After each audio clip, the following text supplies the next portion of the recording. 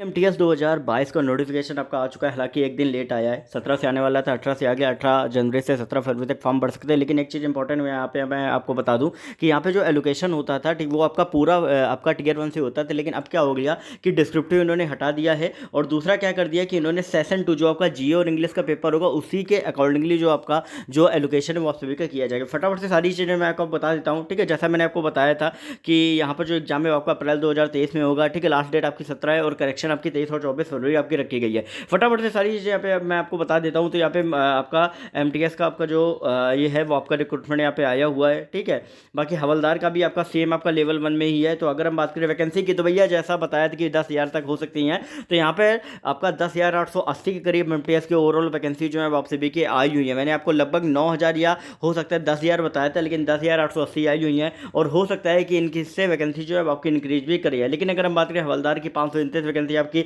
हवलदार में आई हुई है, जो कि एक्सपेक्टेड था भैया इस बार 3,000 रहेंगी, लेकिन 529 आई हुई है। अभी टेंटेटिव वैकेंसी जो है वो आपका भी अवेलेबल नहीं होगी, बाद में अवेलेबल होगी। ठीक है, तो यहाँ पे अगर हम बात करें तो यहाँ पे नीचे आपको जो भी परमिसेबल आपको दिया गया, एब्रीविएशन, जो नेशनलिटी वगैरह सारी चीज़ दी गई। एज लिमिट यहाँ से आपकी 1 जनवरी 2023 से आप सभी काउंट होगी, जैसा मैंने आपको बताया भी था। और 18 से 25, 18 से 27 आपको पता है, दो उसमें आपके फॉर्म जो है और 2 वैकेंसी आप सभी की रहती हैं। ठीक है, 2 क्राइटेरिया में आपकी रहती हैं। तो ओवरऑल यहाँ पे आपको फटाफट से नीचे चलते हैं, क्या है फटाफट से सिलेबस का। हालांकि मैंने ऑलरेडी, हाँ, यहाँ पे क्या है कि एक 20 मिनट का जो टाइम है, ठीक है, वो कहीं ना कहीं आपका एक compulsory time of 20 minute per hour examination will be provided candidate. जो स्क्राइब वगैरह है उनको अलग से 20 मिनट का टाइम जो है वो यहाँ पे आप सभी को दिया जाएगा। और एजुकेशनल क्वालिफिकेशन जो नोटिफिकेशन का लास्ट डेट है वो आपका कहीं ना कहीं आपका रखा गया। और यहाँ पे ये भी बताया गया कि डीवी जो है वो आपका कंसर्न डिपार्टमेंट जिसमें आप सेलेक्ट होंगे उसके थ्रू आपका कहीं ना कहीं आपका कराया जाएगा।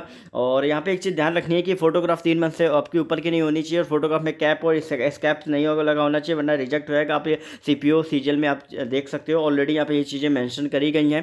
ठीक है, और इसके बाद अगर हम बात करें फटाफट से एग्जाम पैटर्न पे आ जाते हैं। ये आपका सेंटर्स वगैरह की डिटेल्स आपकी आ गई हैं।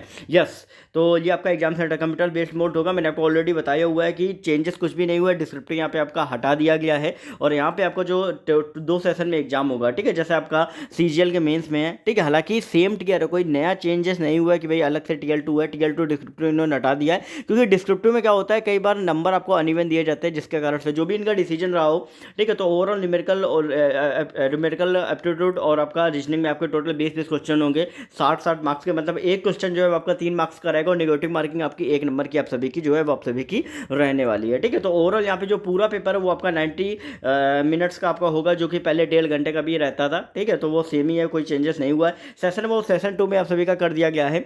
और सेशन 2 में आपका क्या है, 25-25 क्वेश्चन रखे गए। तो भाई 90 क्वेश्चन आएंगे, 270 मार्क्स में आपकी मेरिट जो है आपकी बनेगी। पहले 150 में रहता था, लेकिन अभी आपका 270 में आपकी जो फाइनल मेरिट है वो आप सभी की बननी स्टार्ट हो जाएगी। तो 40-45, तो पहले कि सेशन 1 जो होगा 45 मिनट का आएगा, फिर सेशन 2 जो होगा वो भी आपका आएगा। और दोनों जो सेशन 1 सेशन 2 है वो आपका एक ही दिन में आपके जो है वो आप सभी के दोनों आपके कंडक्ट होंगे। ठीक है, सेम उसी टाइम पे ही आपके कंडक्ट होंगे।